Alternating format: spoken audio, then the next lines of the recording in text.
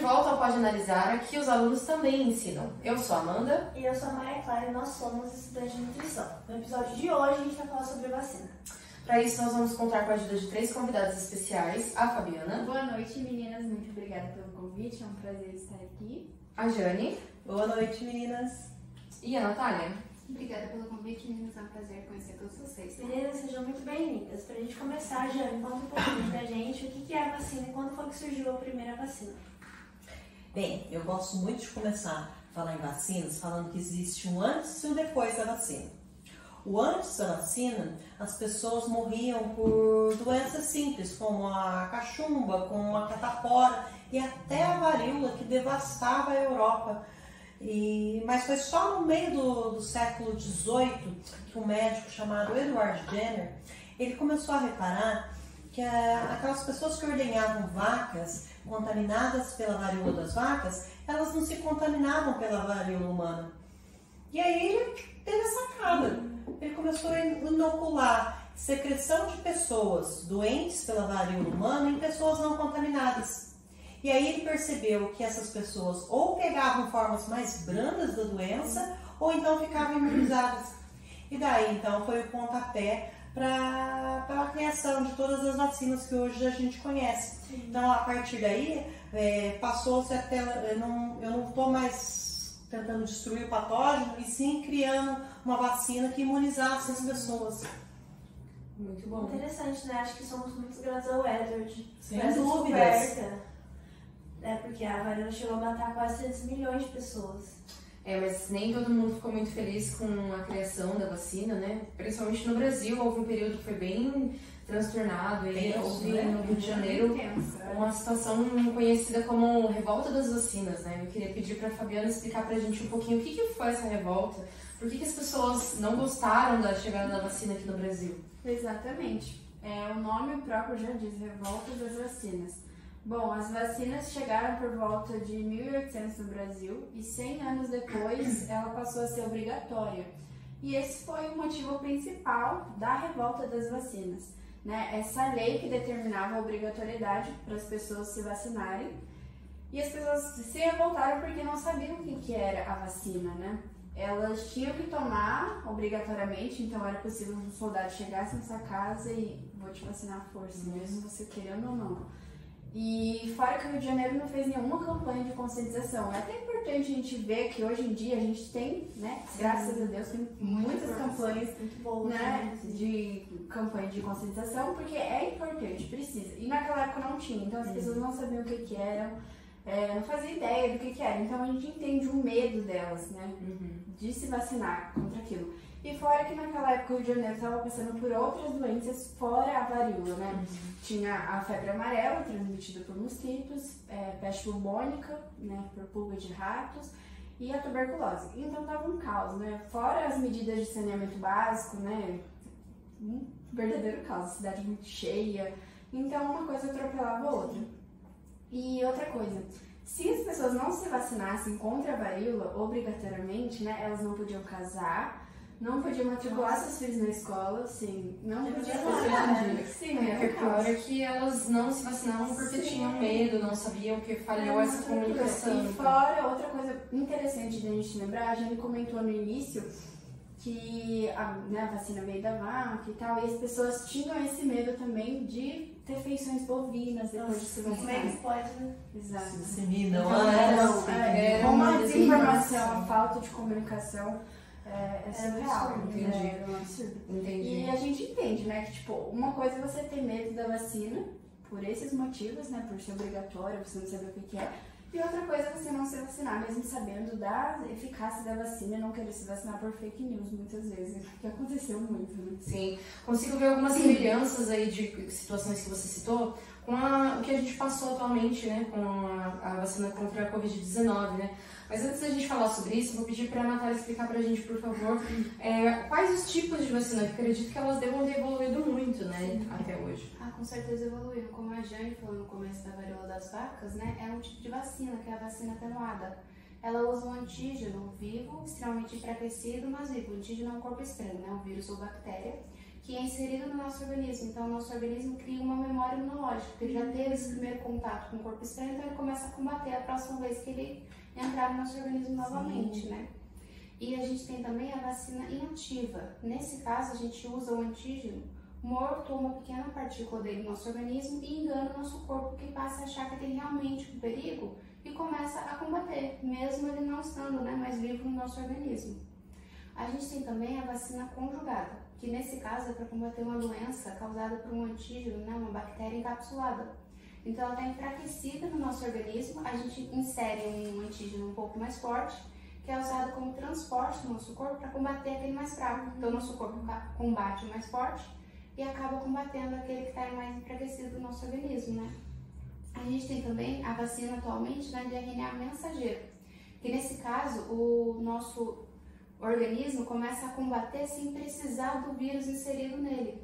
Então a gente tem o quê? Um novo imunizante que ensina o nosso corpo a sintetizar uma proteína que cria uma memória imunológica sozinha. Então não precisa mais colocar aquele corpo estranho no nosso organismo para começar a combater. Ele sozinho já vai sintetizar essa proteína e começar a criar uma memória imune. Nossa, é muito legal saber, né, como funcionam essas coisas dentro do nosso organismo. E é muito legal ver a evolução das vacinas, né? No caso da Covid, a gente teve vários laboratórios fazendo vários tipos de vacinas diferentes. Então, cada um quer tomar de tal laboratório, de tal. Era por conta disso, que o princípio ativo da vacina era diferente.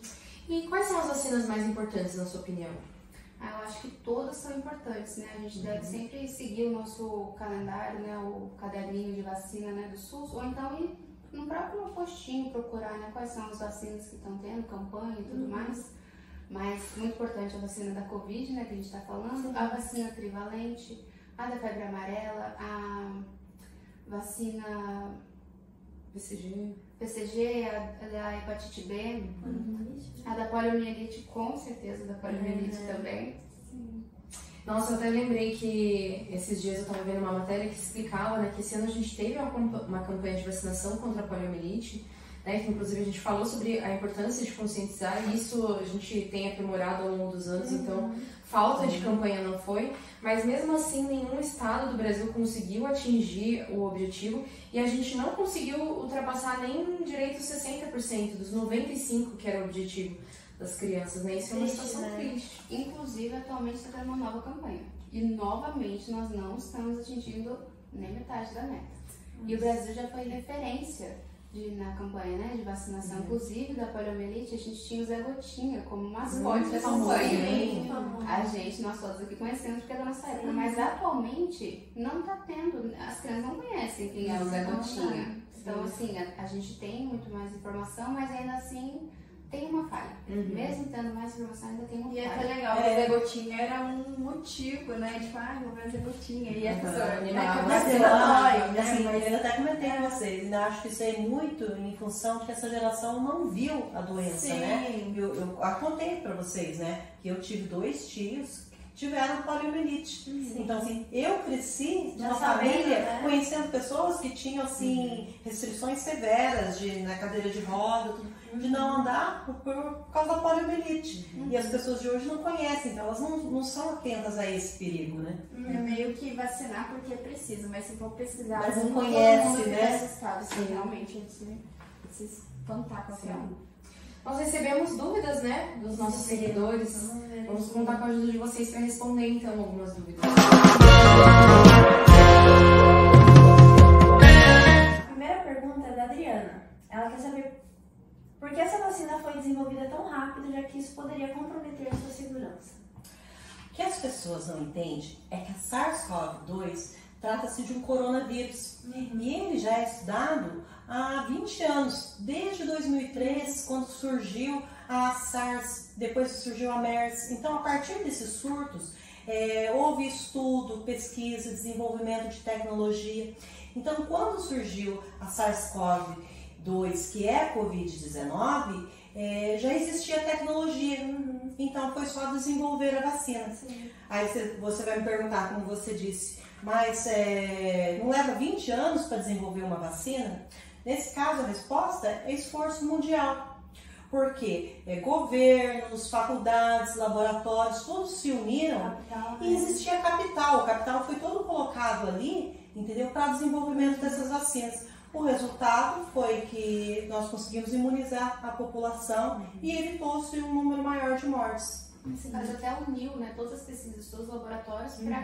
Sim, foi um esforço concentrado, E de né? fato, graças a esses estudos que a gente já tinha, ainda bem que foi a Covid. Sim, a gente até conversou sobre isso. Claro que a gente não queria que fosse um Porque vírus, se né? Mas fosse a gente já tinha um vírus estudos, novo, a gente estaria no zero, a tragédia seria muito maior. Aí sim, realmente ia demorar, né? Sim. Exatamente. Agora a próxima dúvida é da Gisele. Ela acabou de ter uma filha. Ela falou assim: acabei de ter uma filha e quando eu recebi a carteira de vacinação dela, me assustei com a quantidade de vacinas que ela precisava tomar. Não é perigoso receber tanta vacina assim?